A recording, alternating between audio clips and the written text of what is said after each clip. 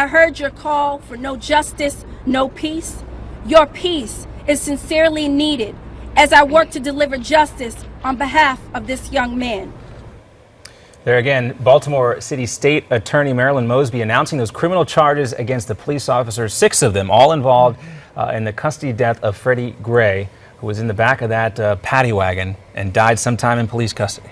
Yeah, 6 officers charged in that. We just heard the very latest just a short time ago. That's a good place now to bring in our guest, Daily Wrap co-host Rick Ungar, joining us live now from New York. So Rick, what is your reaction to these charges? Well, you know, you can never really have a reaction until you see how the charges work out and the trial takes place. Obviously, I'm as disturbed as at what happened there as everybody else. But even though I may be upset about it, you always have to keep in mind that in our system of justice, you're innocent until proven guilty. Do I think these police officers should have been charged? Absolutely. I've been over every bit of evidence that is available. Clearly something happened that shouldn't have happened. I was particularly taken by the information that it turns out that Freddie Gray did not have a switchblade on him, as had been reported all week long, and that does in fact set up no probable cause for an arrest, which is why you have the false imprisonment charge. She was very clear about that. She called the arrest illegal here, and that was another big takeaway from all this. Also striking to a lot of folks who are watching it, the tone and tenor of this state attorney, very confident in these charges. And speaking directly to the youth of Baltimore, what was your take on her position there? You know, she's got the toughest thing to deal with. She's new at this. She's a young woman. I was impressed with her. That's probably the best take I can give you. She did look confident. She did look like she knew what she was talking about. I don't think she'd be bringing this wide a variety of charges if she didn't know what her evidence looks like and how the law applies. And what about this? Go ahead, Miranda. I'm sorry. Do you think it helps that she comes from a family of police officers?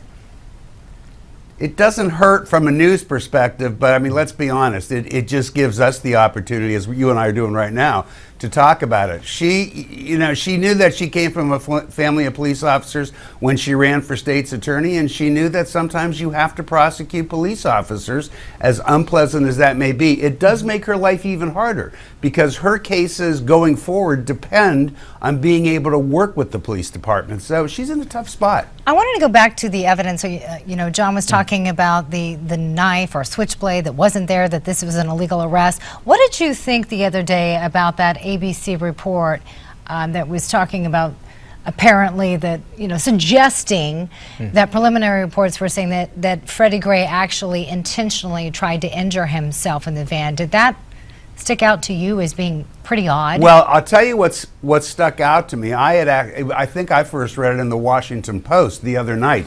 I happened to be on a radio show, and a conservative show at that. So they were having a pretty good time with that. And then I read the article. And if you looked at the timeline of the stops and you saw that on the second stop, as reported, Freddie was already injured and asking for medical help, and they didn't pick up this other witness until the third stop, I said, this doesn't add up.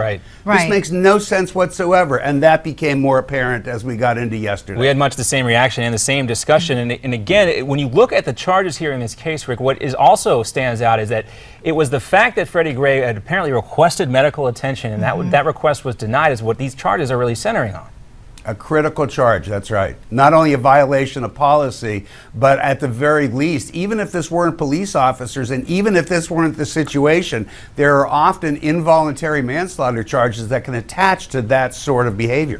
Yeah, and also something that's going to come into play in this case, I would imagine, are the past examples of civil lawsuits that have been brought against these so-called rides around town, nickel rides, I think they're called, or rough rides in other districts. And even before this case, anyone who's ever covered the police beat has heard about these types of things, or maybe some tactics that have been used by police officers. A lot of that is going to come into play in this discussion as well. Wouldn't you agree? Well, I would. And just if you look at the statistics, I actually happened to write about this the other day. There have been, for a city that's only 625,000 people, you look at the 4 years leading up to 2012, where you had over $6 million paid in settlements and judicial awards, over 100 cases, and that's just the tip of the iceberg when it comes to cases against the police. There's obviously a problem there. And do you think that we're finally going to see some change come about? Like, what about police policing themselves?